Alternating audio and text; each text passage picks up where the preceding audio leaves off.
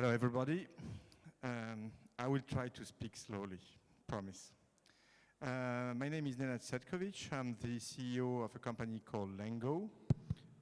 Just to give perhaps an introduction to this presentation, we are managing for merchants the product catalogs in order to help them to structure and optimize the content of a product catalog to whatever country or whatever channel they want to sell their products. So we have today inside our software something like 2,000 channels in more than 40 countries. So a merchant using Lengow can sell cross-border in almost any country on any kind of channel. And aside of all these countries, of course, we'll focus a little bit more today on China. Do somebody in this place already sells in China? No reseller? Okay, so it's just because I would say this is a first level introduction to Chinese market. So if you're selling already, I think you're probably a lot of things you know. So the idea is how can we exploit as European resellers the potential of a Chinese market. I think everybody heard about a lot of things on this market. First one is that now I think almost everybody is aware that China is a first international market in terms of e-commerce. And to give you some insights, I think it's multipliers of a market which gives, I think, a good idea of the version of the size of this market. It's 1.3 times the European market. Let's just say that if you gather German, French, and UK market, you just achieve something like 56% of a European market. So that gives you an idea of the size. 10 times the German market. I will show you it's even bigger compared to France. So, the most, I think, appealing thing is the growth. It's a market which is growing very fast. In China today, we have 720 million users of internet, 25 of them just shopping online. And if you look a little bit in the news, you will see that, for example, even the giants from the Chinese market are working hard to bring all the population to the internet to buy. For example, if you look at Alibaba, they created a dedicated marketplace for local resellers and for users who are in campaigns and far away of big cities. So there is a real, let's say, surge in terms of use and buying online. So we can expect that it will affect even international sales. 52% of internet presentation and 91% of users are living with social media. This is something which is very important because when it comes about China, it's difficult to live without being connected to a WeChat environment, and if you do e-commerce, it's something which is fully to be considered. There is issues, of course. China is, as we know, a place where you may find some issues. Of course, the economy is booming. The political development there is regular changes, of course. There is a difference because it's really a country which is divided in cities and provinces, so you have to handle this situation. Cultural and language, because of course you will see, and I don't know if you're familiar, but people who talk Mandarin sometimes do not understand people talking Cantonese.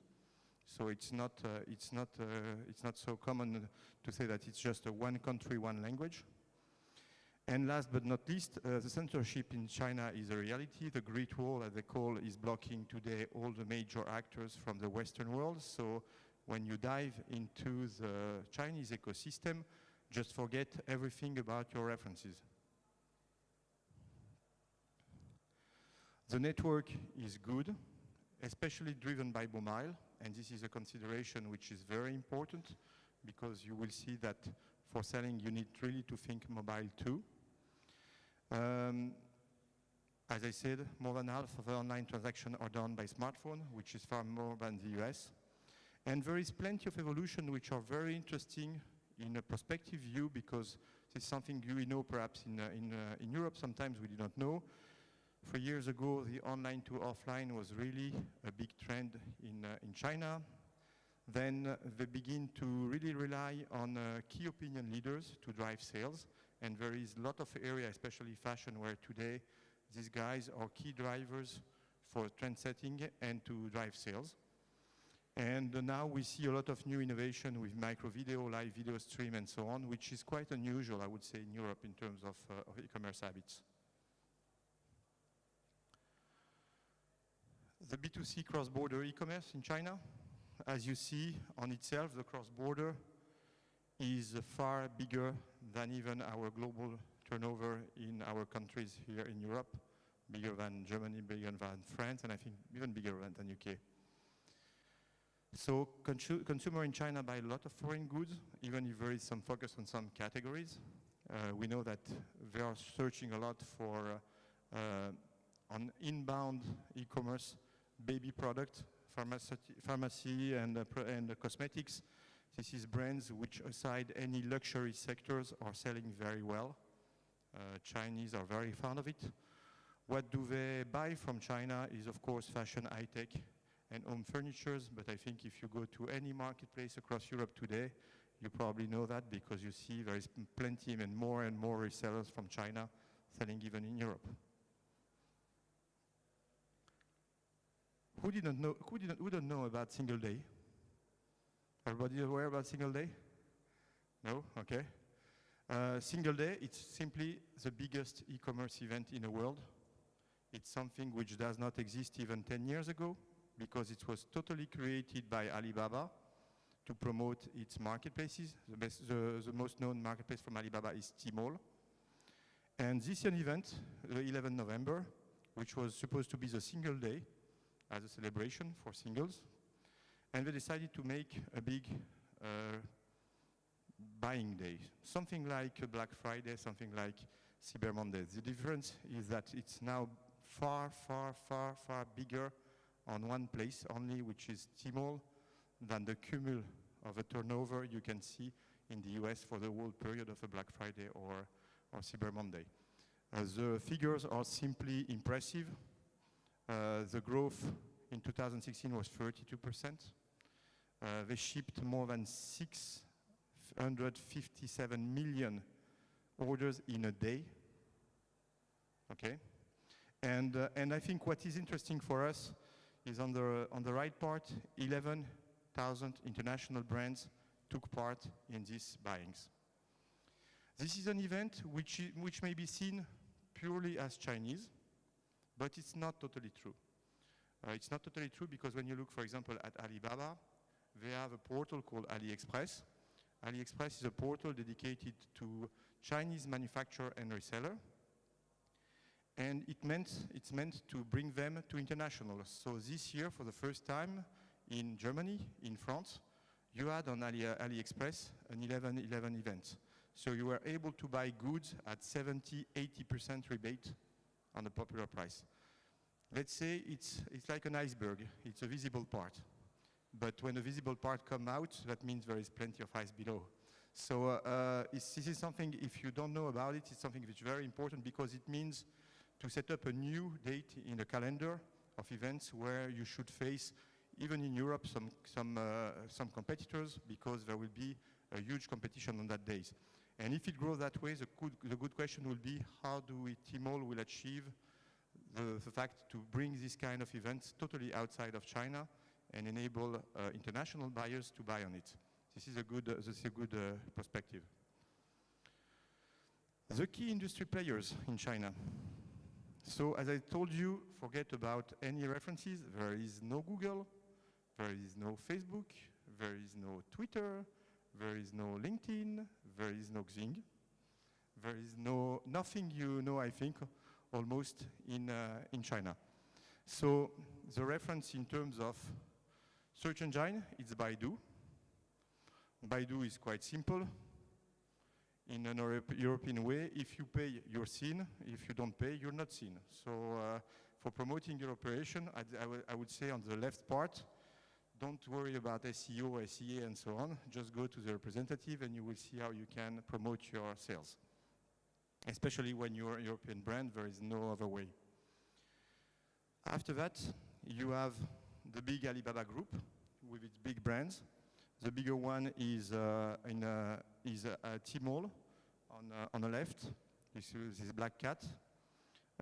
We have Alibaba.com, which is a B2B portal. Something we saw today for people like Amazon going with a B2B activity. Taobao, it's a C2C. Let's see it more than like an eBay. It's an eBay, even if there is a lot of professional resellers. And AliExpress, as I said, is really a portal for producer and resellers who are selling produced goods. But today, even if AliExpress is available in 13 countries today outside, the key issue about this portal is it's not open to any other country producer than the Chinese one. So AliExpress, for example, in Europe, it's a third marketplace in south of Europe, in Spain, for example. In countries like Brazil, it's one of the biggest marketplaces today in audience, and it's the fastest growing audience almost everywhere in Europe, Germany included at the moment. Very popular with young people. I would say the range in 18-25. Selling a lot of clothes, technology, and traditional things. On the right side, it's something which is important, WeChat. WeChat, for those who are not familiar with it, let's see it as a mix between Twitter, Facebook, everything around the equivalent of a Facebook Messenger. So a lot of bots running left and right.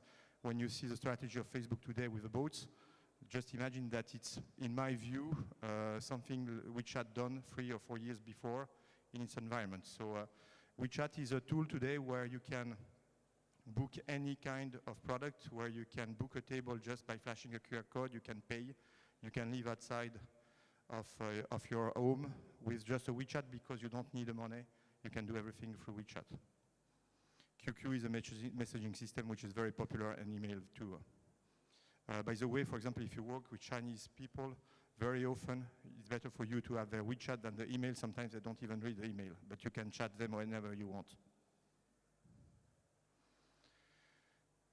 It's a marketplace kingdom. This is a key, probably, issue about China. Chinese merchants and Chinese consumer just think marketplaces, nothing else.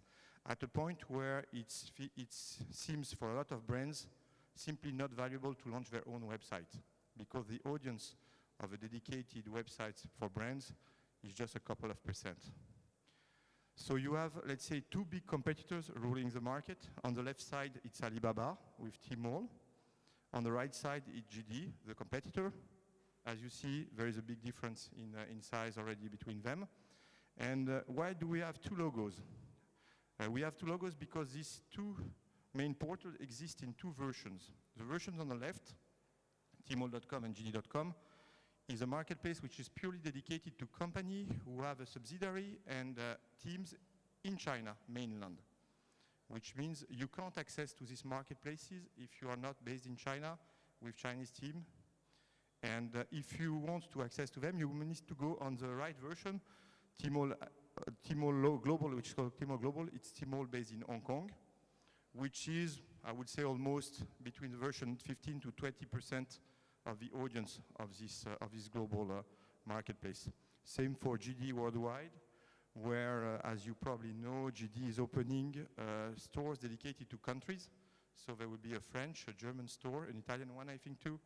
And the fact is they want to achieve a level of sales on these shops, which is almost 20% of a global turnover of e-commerce of each country. So that gives you an idea about the range. Having said that, this is the 2 big ones. There is plenty of other actors. You see them below. Amazon, but Amazon, it's a mistake to believe you can do something with Amazon, because Amazon is a couple of percent in China. They are even so low that they had to open a store on Tmall to promote their own product catalogs there. So it's not at all the position they used to be.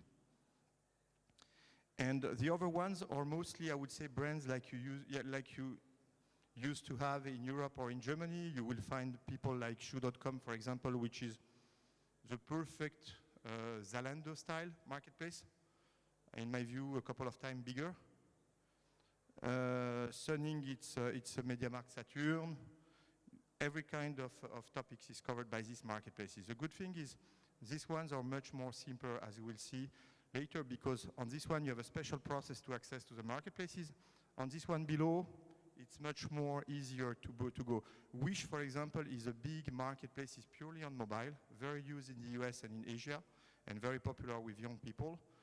And it's very simple to go onto that marketplace because you need to have just a product catalog in Chinese with no real complaint about delays or something like that. WeChat is everywhere. I will not talk about the way we can sell on WeChat today because it's very specific. You need to have agreement with Tencent, with the creator of that. Let's just say that today we have 800 million persons which are connected daily on that. They use it as a payment system. They use it as a reservation system. They use it as a communication tool. They use it for everything. So this is the tool you need to have and to master in terms of marketing whenever you want to go to China, because this is a way where you can enhance your brand awareness and awareness about your product catalogs. So question, why China? But I think I explained quite a lot of reason why today. I think the cross-border market is quite new in China. It's opening a lot. As I said, just look at the single day. We went from 0 to 11,000 brands from a global market going to China. That means Chinese are buying more and more international brands. A strong growth. We have a growth from France. I think Germany is almost the same. There is a middle class who today is trying to get over products, so it's people who want to consume. And so I think it's really a way to see China as a larger B2C cross-border market in the world. And the idea is how can we take profit of this market. Knowing that one thing which is very important, I put it at the end, China is a special market. Do not consider that doing China, you do APAC area. Managing your sales in an APAC area, which includes India, Indonesia, Australia, and so on, or Korea, is something totally different.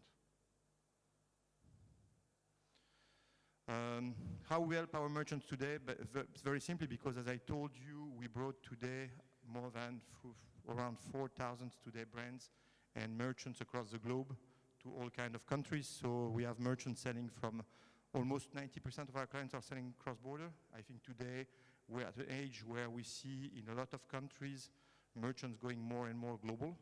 It started very heavily with US and UK.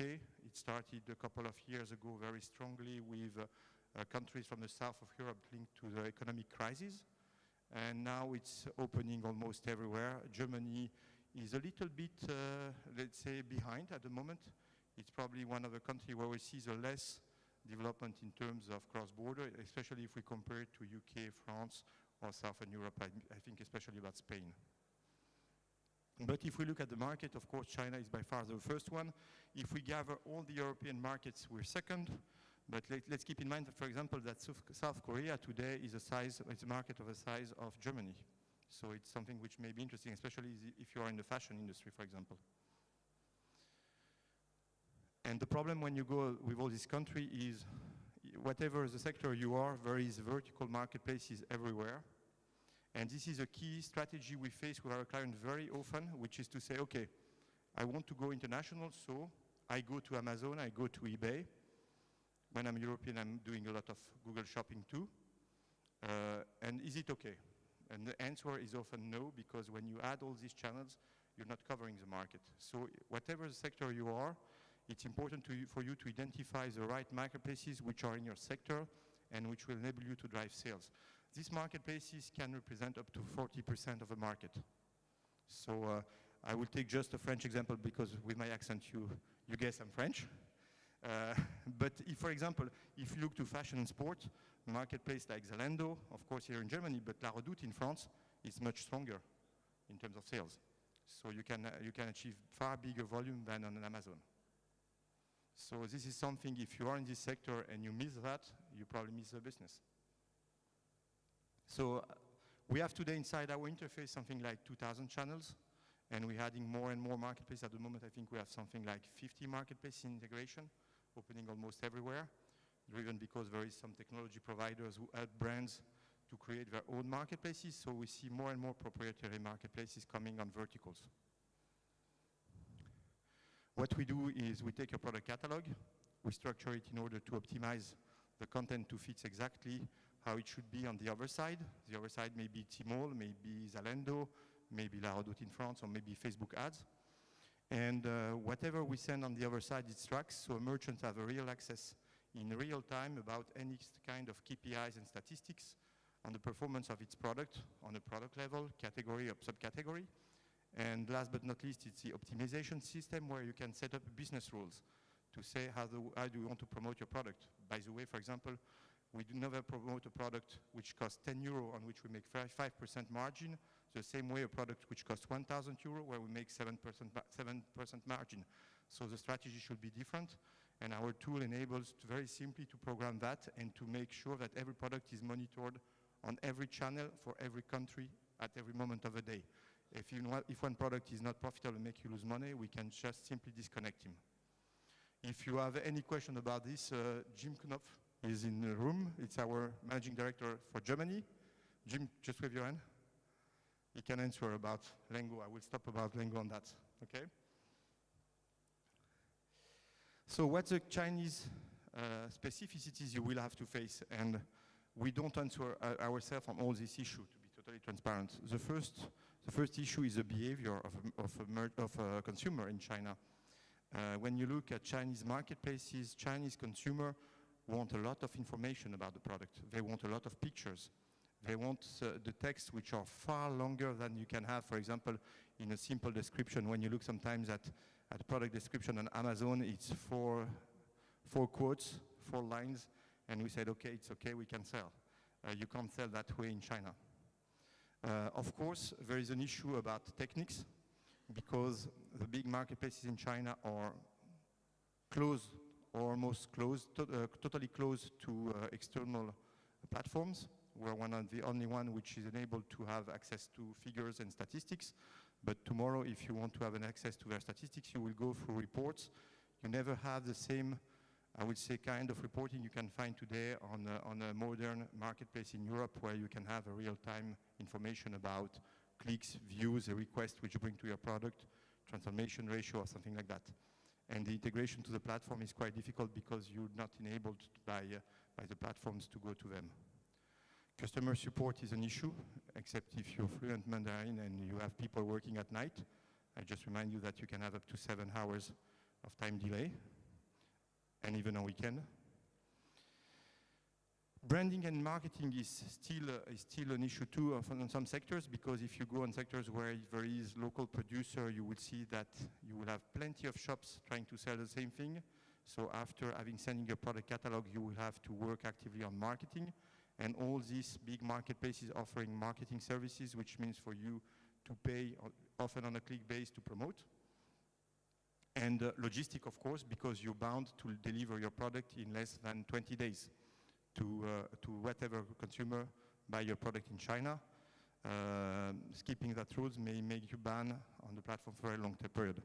Last but not least, financial. Financial, you need to go with financial tools from the locals, and on these financial tools, AliPay is one of the major platform you need to be, because people are buying with this, getting the money on returns with this, and so you need to have an account there.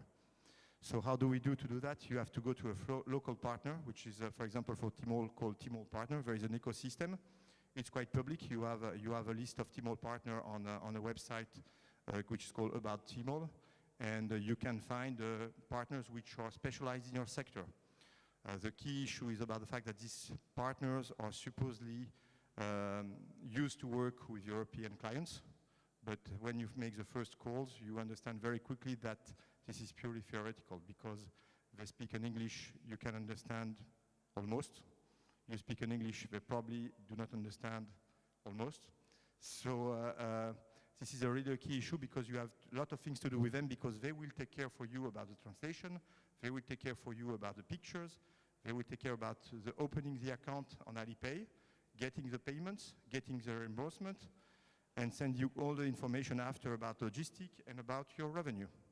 So these guys must be seen at the beginning like a black box you need to totally understand in order to be able to master your sales in China. And then, when they are ready with the works, you send through a system to a marketplace and wait for the results.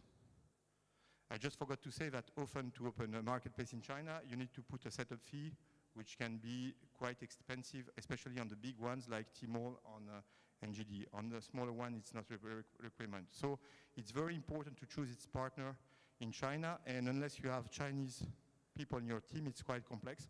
That's why we have created an offer which is a Lengow to go to China, which enables you to have one single spokesperson at Lengow, which is a Chinese person speaking fluently English and French. At the moment, we do not have a German one, but we'll have very soon.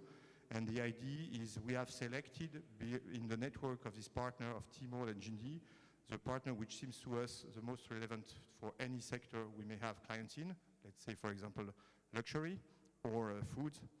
And so we connect you with these guys and ensure that there is a clear process about how long it takes to go live. To open a shop, for example, on Tmall requires 6 to 8 weeks since the beginning. So that means you can't be live before 2 months. So the point is, it's okay if it's planned, but it's okay if there is no more delay and if you have a visibility. And we know by sense that clients are always, let's say, worried about are we in the timing, when we'll be live, is it everything about it okay with the translation? And even if you got a translation, I don't know for you, but I can't validate the quality of the translation in Mandarin by myself. So we have quality team in our team of support and technical to make sure that everything is okay. I'm sorry to interrupt, but we are well over time. And so this is the last slide. Yeah, that's cool. Thank you, Nenad, for the presentation. For anybody who have questions, I suggest you to talk to Nenad directly after the talk because we are running over time. We're about to start the next one pretty soon in 5 minutes. But anyway, thank you. Can you give a round of applause to Nenad? It was very informative, a lot of insights to what happens in China, and I really appreciate that. Thank you.